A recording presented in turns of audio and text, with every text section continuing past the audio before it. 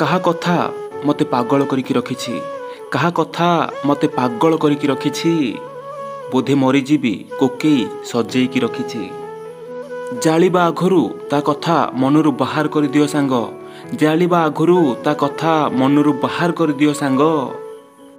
ନହେଲେ ସେ ବି ଜଳିଯିବ ଯାହାକୁ ମନରେ ଲୁଚେଇକି ରଖିଛି।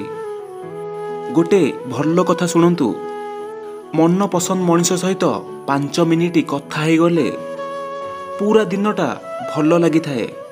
କିନ୍ତୁ ସେଇ ମଣିଷ ଯଦି 10 ସେକେଣ୍ଡ ବି ଇଗ୍ନୋର କରେ ସତରେ ବହୁତ କଷ୍ଟ ହୋଇଥାଏ।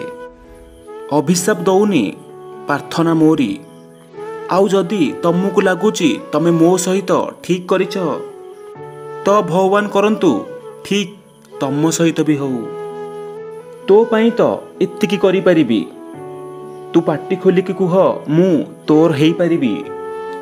ଧନ ଏତିକି ବିଶ୍ୱାସ ରଖେ ମୋ ଉପରେ, ମୁଁ ମୋ ଜୀବନ ବି ତୋ ନାଁରେ କରିପାରିବି।